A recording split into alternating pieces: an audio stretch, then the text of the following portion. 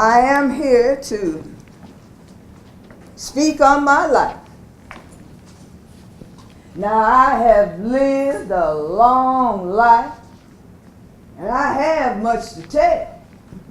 But if I told it all, we would be here clear to the next day. And I don't think I would last that long, nor you. So I won't piddle around. I won't piddle around. 32 years ago, we all know what ended. The Civil War. I was there. Maryland, Virginia, South Carolina, Florida. I was there.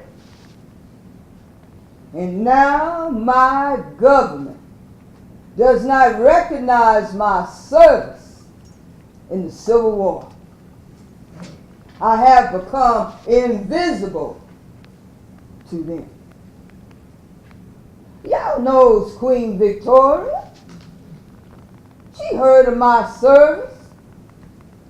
She sent me a Jubilee medallion, a silk shawl,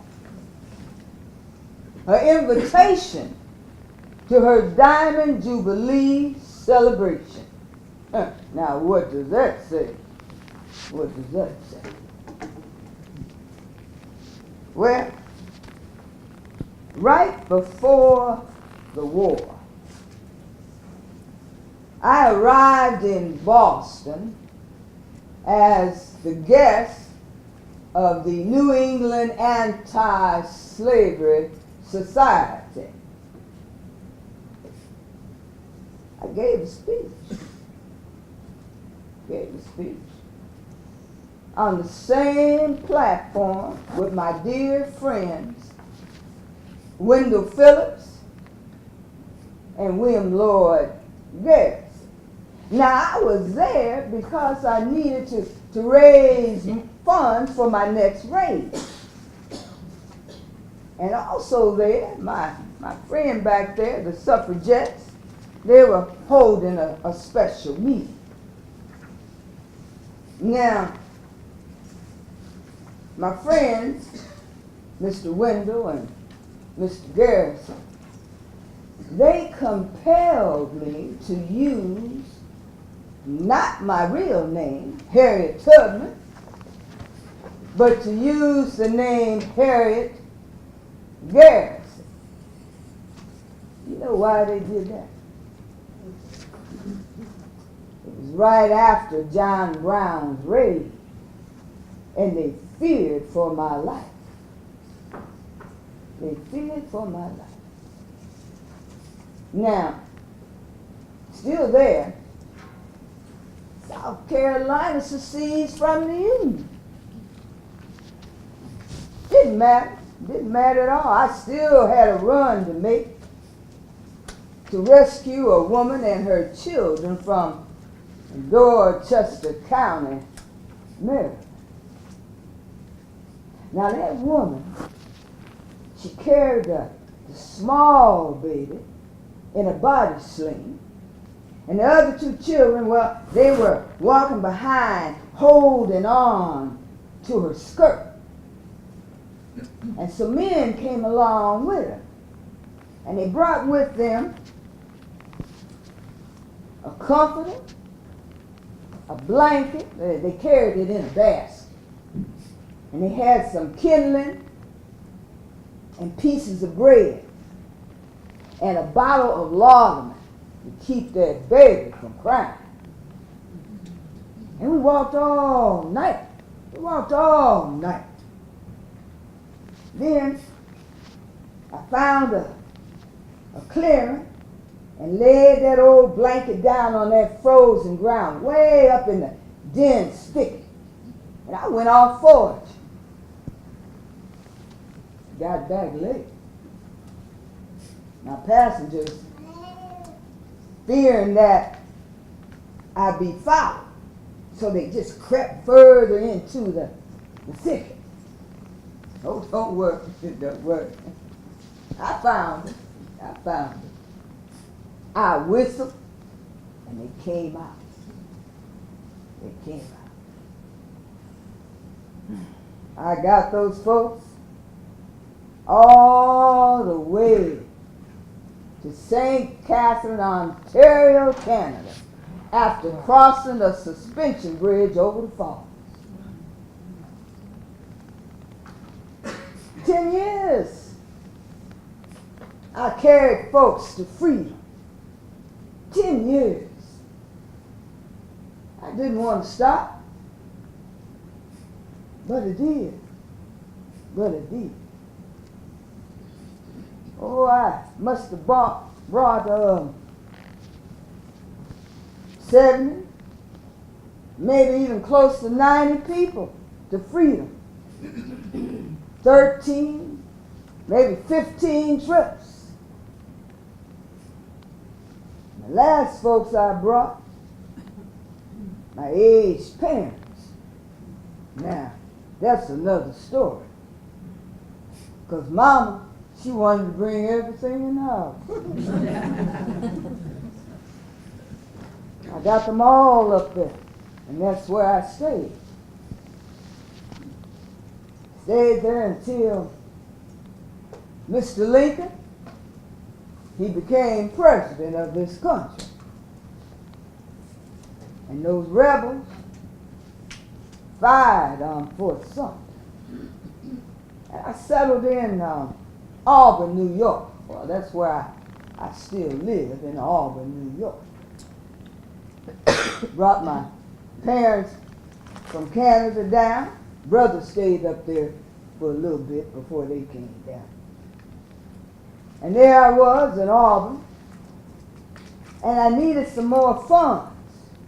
So my friend Garrett Smith, he invited me to come back to Boston. And I did. But I made a stop in Troy, New York. I wanted to see some relatives of mine. And when I got there, the abolitionists were all in an uproar. You know why? Well, they were holding a runaway slave by the name of Charles Nolly at the U.S. Commissioner's office. And they wouldn't let any of them in. They wouldn't let any of them in. He was being held until his owner got there to collect him. Well, I was bent on getting him out. So I wrapped myself in a great big old shawl. And I walked right into that commissioner's office carrying a food basket. Those deputies thought I was the scrub woman. Let me come on in. And when word came down that they were going to hand over Nolly to his owner, the deputies tried to get everybody out of the office. Came up to me, tried to make me move. I didn't budge. In my next move, when they brought Nolly out, I tore off that shawl. And I grabbed one of those officers that was holding Nolly.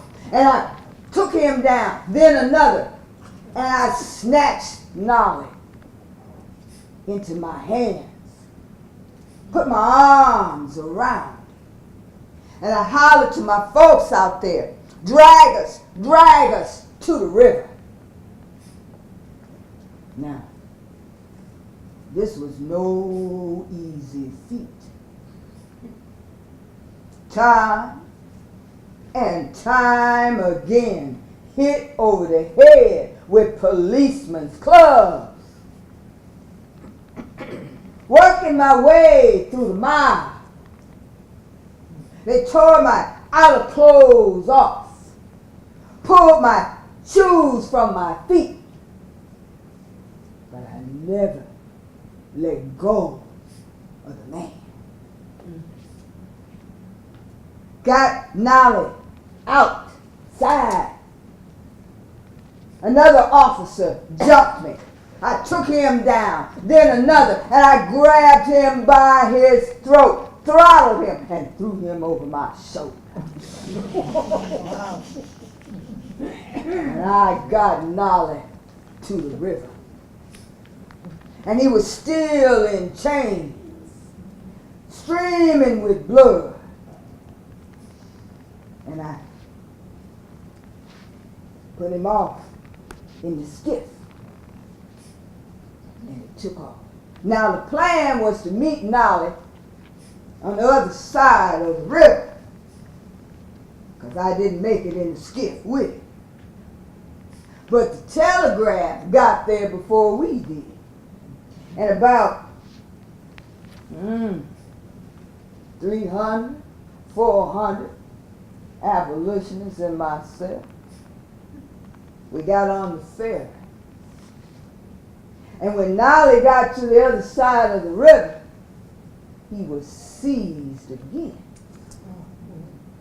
When we got there, we were met by a group of little boys, and they pointed to where they had taken Nolly. Now you got to understand, we were a mix of men and women. And we rushed over to that judge's office. We stormed up the stairs. And a huge Negro man pushed open the door, and a hatchet swung by a deputy took him down. Oh. And his body just blocked up the door. A mix of colored women and myself, we stormed up those stairs, even over bodies that had been shot. Through that door, and I took Nolly again. Carried him in my arms like a baby down those stairs. And those women, those women kept all those deputies at bay. And a man drove up in a wagon, wanted to know what all the commotion was about. So we told him, he got the spirit. He got the spirit. And he called out, put Nolly in the wagon. And we did. And he took off like a scald bobcat to Schenectady. Nolly reunited with his wife and children.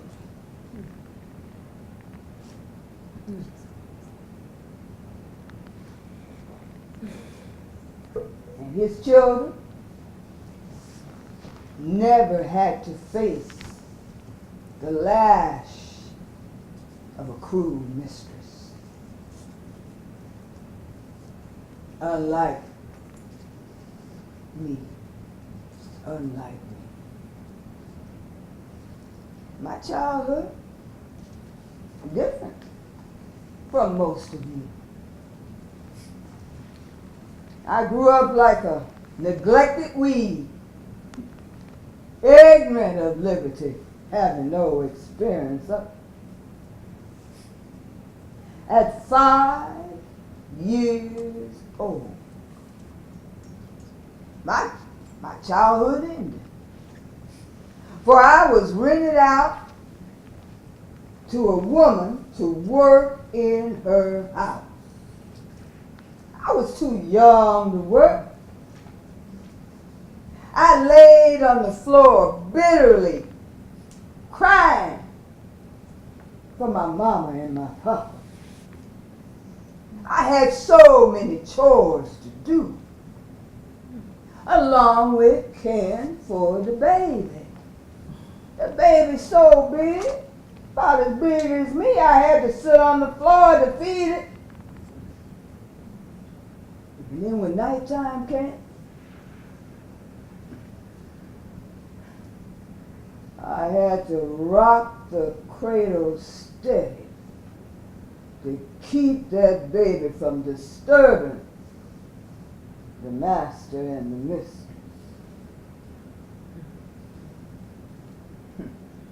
When that baby wailed, that woman got up, reached over the fireplace, brought down a whip, and she struck me in the face and neck. And it burned deep, blurring my eyes. And the searing hurt did not let go.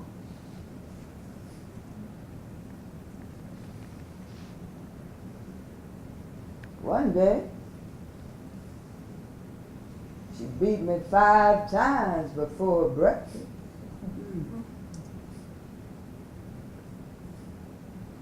When I was of no use to her any longer, she sent me back to my own.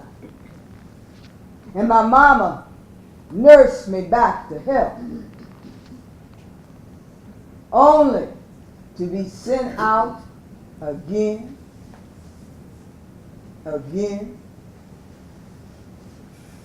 and again.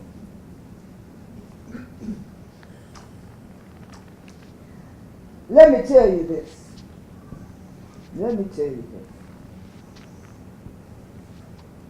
Harriet Beecher Stowe, her book was read to me. It was read to me. Her pen cannot paint what slavery is really like. Her Uncle Tom's Cabin, they made into a play. A play. I lived it. I suffered it. I know what slavery is like. And no book or play can tell you that.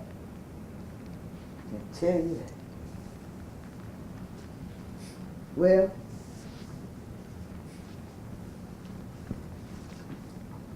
when the war began, I disagreed with Mr. Lincoln. You see, there was only one decision to make, and that was emancipation. Total and complete emancipation.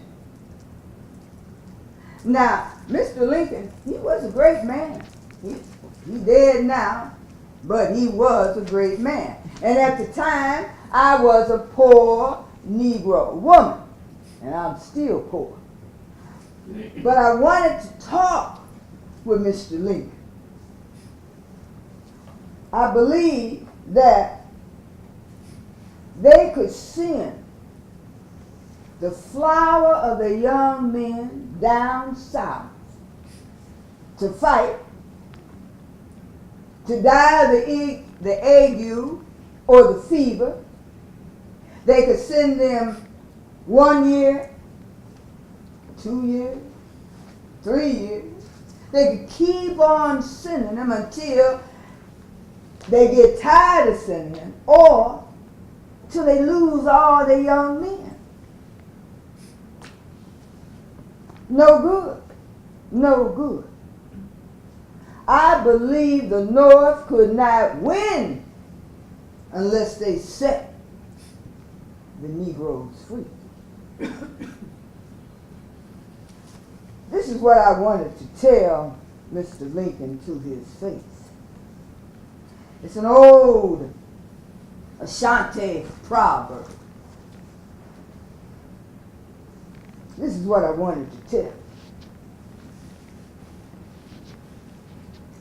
Suppose there's a great big old snake down there on the floor, and he bites you. Everybody's scared that you're going to die from that bite. So they send for the doctor. And the doctor comes and he starts to cut out that bite. But the snake, he's still down there on the ground. And he rear up and bite you again. Now the doctor cutting out that bite. And while he doing it, that snake, he spring up and bite you again. And he keep on biting you until you do what? Kill that snake. That's right. Till you kill that snake. Now that's what Mr. Lincoln needed to know. But I didn't get to tell it to his face. Didn't get to tell it. So I threw myself into the fray of things to help win the war. And I started slogging along with Colonel Benjamin Butler and his Massachusetts men there in Maryland. And I did some scouting for him, and I did a little bit of spying for him. Then Colonel Butler, well, he got a promotion to General Butler. Got assigned to Fortress Monroe in Virginia. I went right along with it. Right along with it. Now, that Fortress Monroe in Virginia, it was like a magnet for runaway slaves. They were coming in there by the hundreds, having nothing. They were wearing gunny sacks, no shoes on their feet, no food, no nothing but hope. They were coming in by the hundreds. And General Butler, he called these folks contraband of war. We had about 1,000 of them in there. Outside the fort, there was still another 1,000 or more. And those outside the fort, the Confederate Army forced them to fight on their side. Oh yeah, forced them to fight. I know that for a fact. Some of you do too. You heard of John Parker. Some of you know about John Parker. He was a slave from Virginia, and he fought with the Confederates at the first battle of Bull Run on the artillery. He wanted to switch sides. He wanted to switch, but he couldn't. His owner stood behind him with a gun. Knew he would shoot him dead. Shoot him dead. But he did. He did get an opportunity to run when he got to Alexandria. But not before he told the Union about all he knew of the Confederates' plans. And John Parker, he walked all the way from Alexandria, Virginia to Pennsylvania and freedom.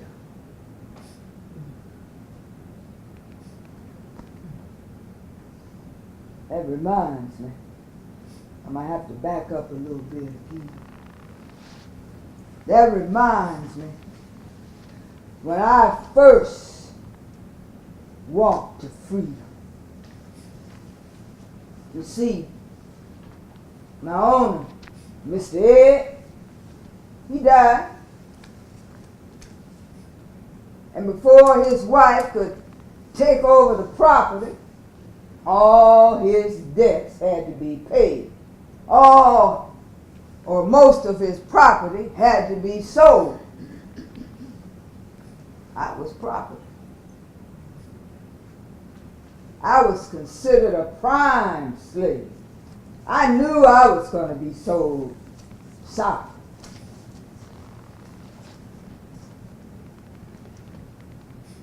I reasoned out in my mind that there are two things I have a right to. And these are death or liberty. I meant to have one or the other. I can't die but once, and it would not be in slavery. Never to this day have I forgotten how it felt when I crossed that stone marker on the Pennsylvania line. I wept as I passed.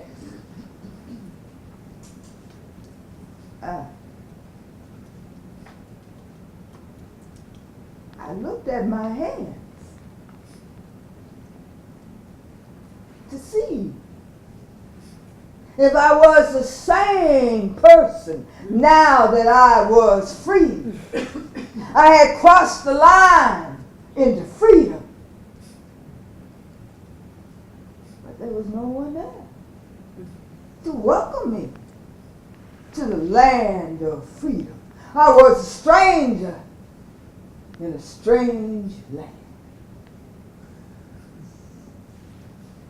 But I was no stranger to Governor John Andrew of Massachusetts, a true friend of the Negro.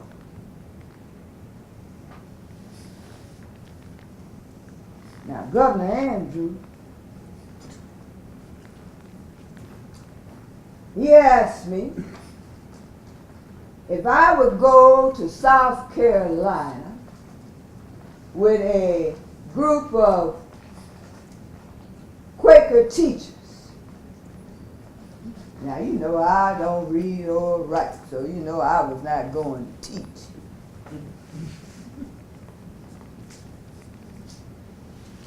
He paid me to go and spy. So I went on a federal transport. It had to be 1862. And when I arrived in South Carolina, whoo, the heat. The heat made me weep. It was so bitter. I was just standing there, and the sweat was rolling down my back, blurring my eyes. I never experienced such heat in all my 37 years. All I could do was complain about the heat. And then the light came on. Why, I was sent there. I looked around and I saw all these contraband. There was hundreds and hundreds of them. They were everywhere. They were sitting in the doorways, on boxes, on bales. They were just everywhere, covering everything. I thought I was in a foreign land. You know what? They spoke African. All those contraband spoke African. And when I opened my mouth, they just laughed at me. They couldn't understand a word I said. At first, I couldn't understand them either. But eventually I did. And those folks, they never heard of Moses. All they saw was a woman with skin as dark as their own and whose words they could not understand.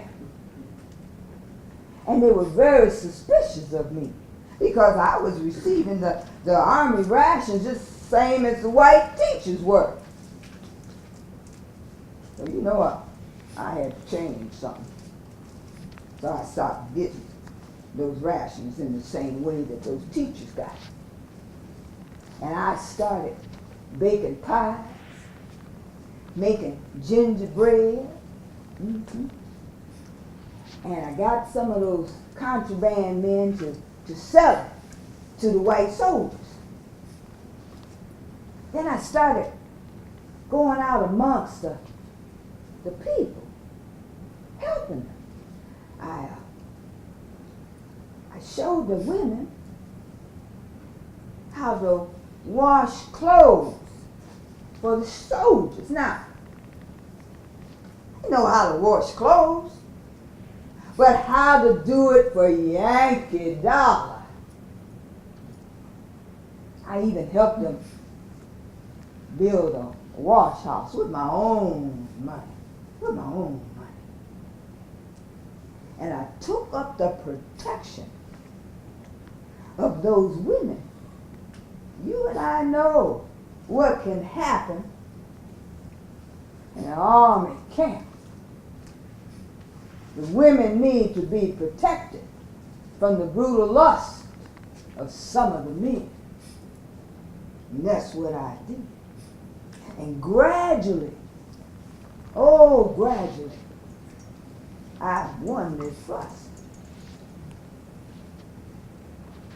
And I got some of the men, I recruited them as scouts and spies, and I took them out on scouting expeditions, and we gathered information on the Confederate troops, the size of their army, how well they were armed, and on the land itself. And I even had spies that stayed back on the plantation, sending me in lots and lots of information. Those owners of those plantations, they had no idea they were being spied on. You know why? They didn't think a slave was smart enough to be a spy.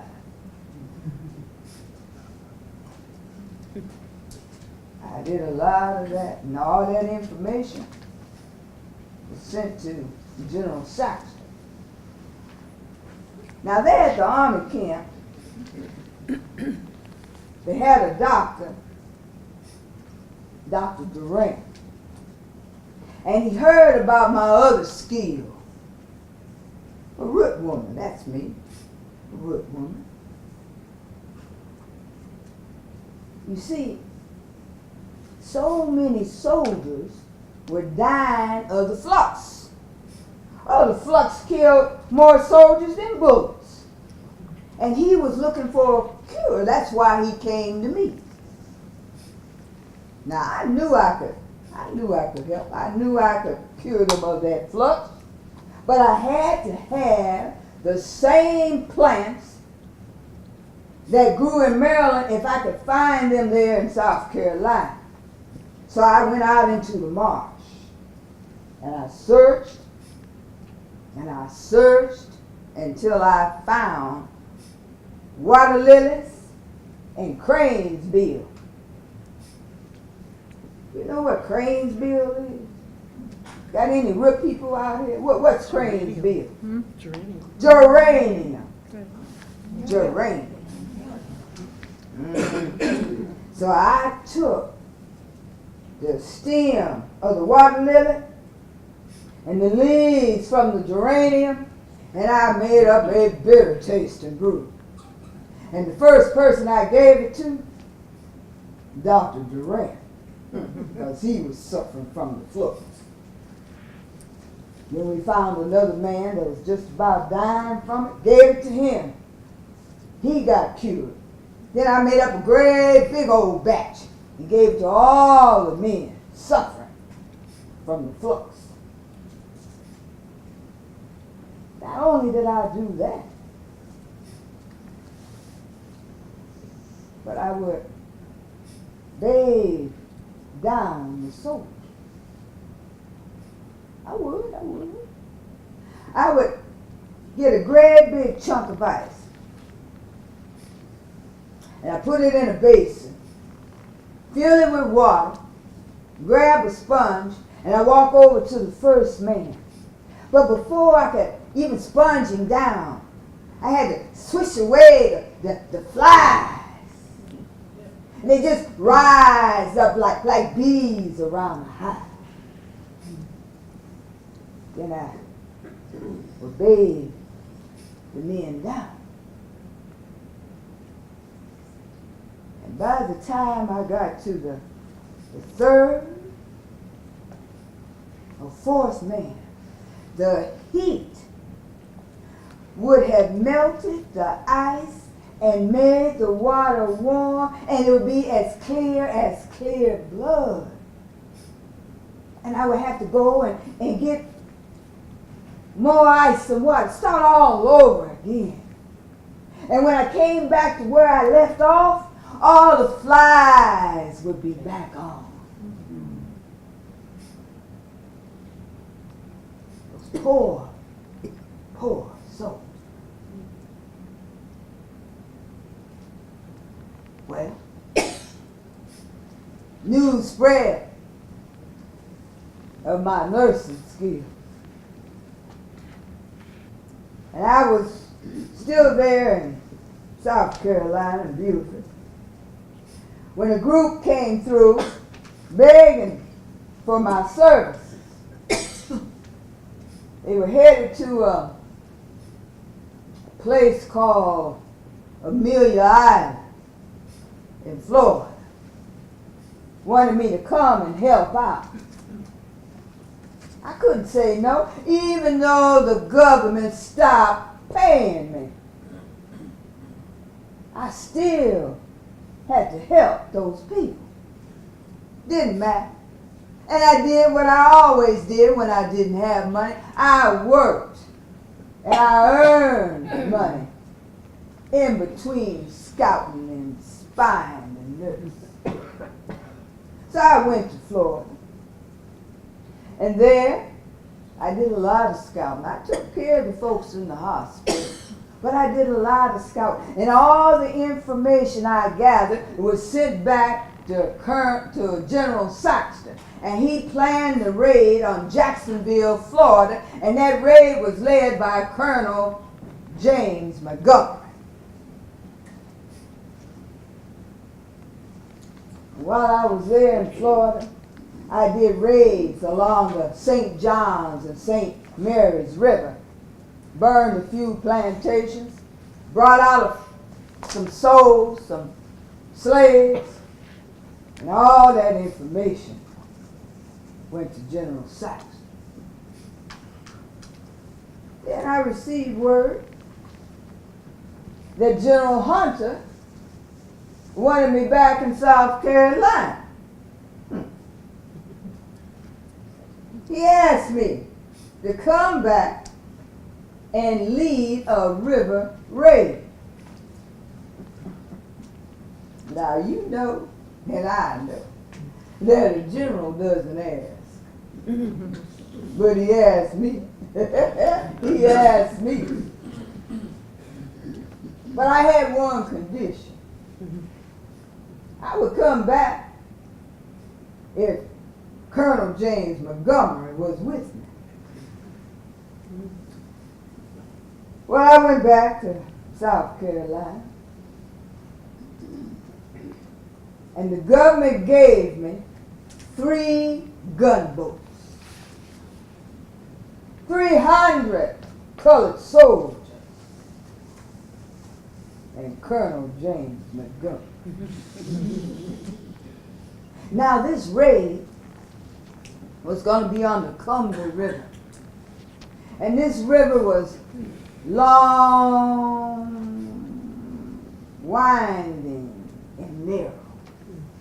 It was so narrow in certain parts that the trees formed a green arch. That's just blocking out much of the sky. And there were snakes, alligators,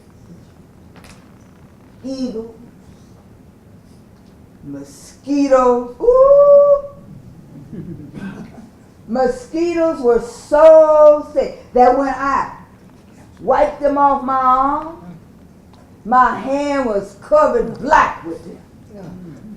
And there were miles and miles of riverbank rice plantations.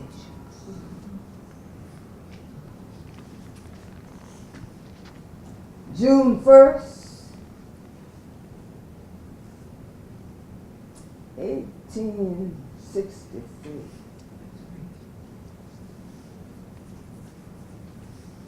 In the dead of night, and the fog was just coming up over the rice fields. And I was on the deck of the John Adams, one of the gunboats. And my pilot was Walter Plowden, ex-slave and my best agent. And standing next to him was Colonel James Montgomery. Now we had 3 gunboats, the John Adams, the Harriet Reed, and the Sentinel. We had men from the 2nd South Carolina and men from the 3rd Rhode Island on 3 gunboats. And we went down that river. And the colonel,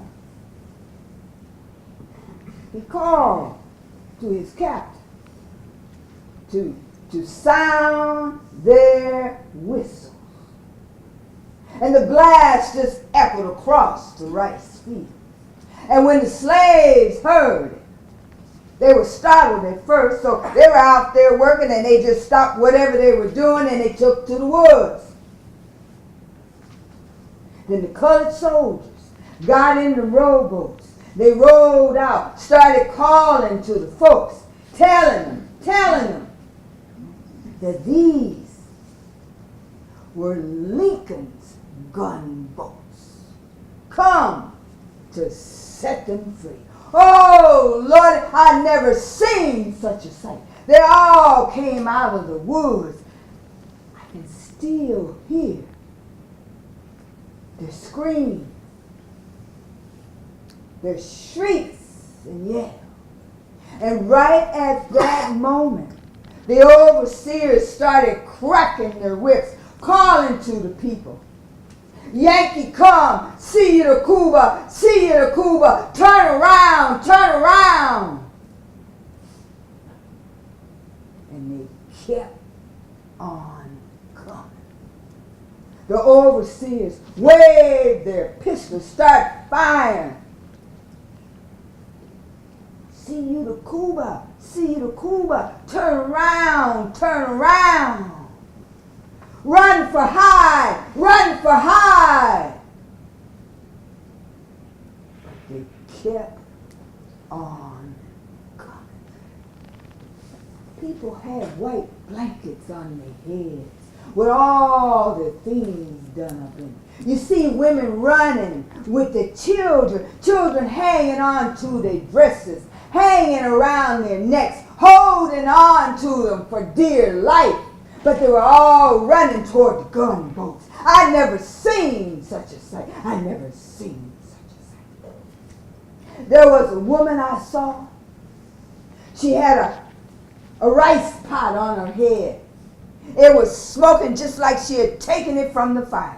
There was a young boy hanging on behind, one hand holding on to her forehead, and that other hand was digging in that rice pot, eating with all his might. Oh, you should have seen it. You should have seen it. They were coming by the hundreds out of the fields, running through the water. There were women that came with twins. I've never seen so many twins in all my life. Twins after twins after twins. Women came with chickens tied at their feet. They had pigs in bags hanging down their backs. One woman, she came with 2 pigs, a white one and a black one. We took them all on board, and we named that white pig Beauregard. And we named the black one Jeff Davis. Oh, Lord, you should have seen it. You should have seen it. They were coming out by the hundreds into the water. All on the riverbank. They got their hands up towards their deliverers. Towards their deliverers. The water is so full with people. And the rowboats are filled with people. And then there's people hanging on to the side, won't let go. And the soldiers afraid that the boat's going to turn over. So they're hitting them with the oars, trying to make the people let go. But they wouldn't. They wouldn't let go. They were afraid they'd be left behind. So Colonel Montgomery, he calls to me, Moses, do something. Help your people. My people? They know more my people than they his people. He knows as much about them as I do. The only thing, we's all Negroes. But I knew I had to help. So I started singing. And all those folks up there on the riverbank, they started singing and clapping their hands and shouting glory. And all those folks holding on to the boat, they started singing and clapping and shouting glory. Let go of the boat. And they took off. And we got everybody on board. All the way down that river. We dropped off soldiers and took people on board. The rebels couldn't stop us. Our sharpshooters took care of that. We burned 9 plantations.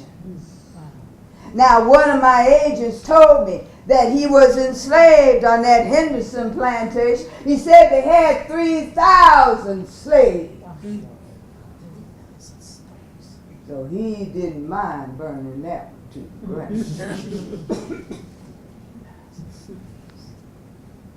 Went on down there. But what we didn't destroy, we took on board.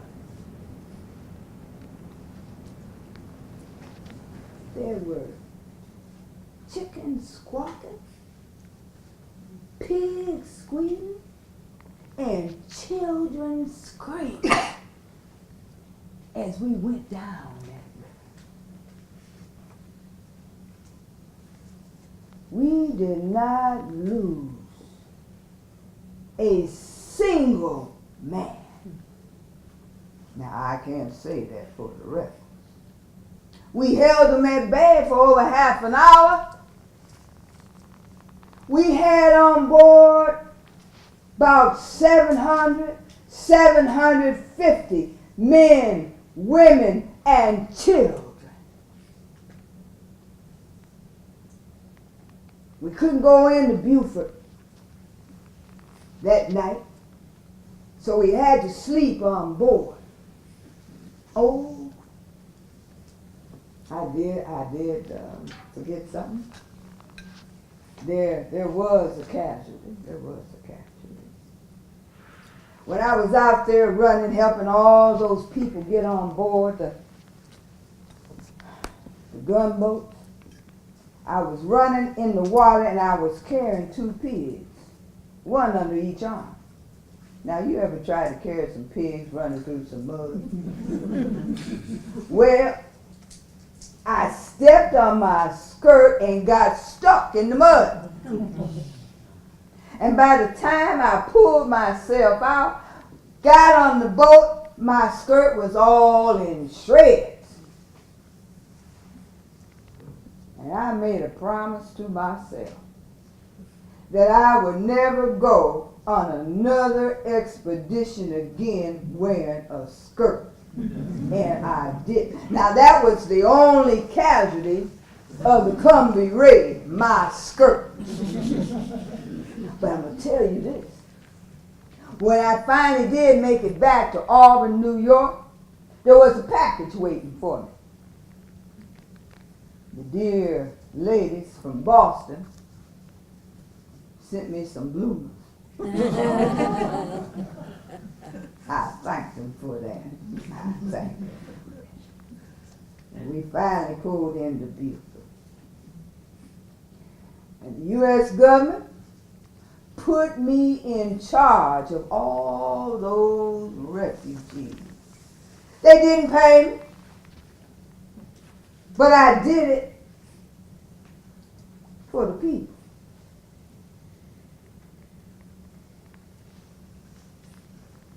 So I cooked for the officers. One of the officers you know, Robert Gould Shaw. I served his last meal, for he was killed with his men.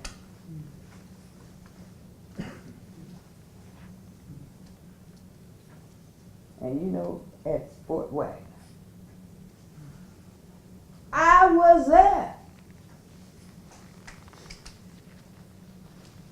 I heard the lightning. And that was the small gun. I heard the thunder. And that was the big gun. I heard the rain fall. And that was the blood fall. We went to bring in the crop. Dead men we reaped. I was there.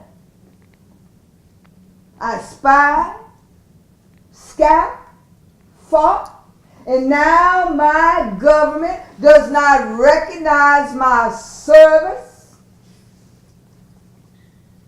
in the Civil War. I'm invisible to them. I am still fighting for what is rightfully mine. Back pay and pension. It is 1897. What do you say? What do you say? And I thank you for coming.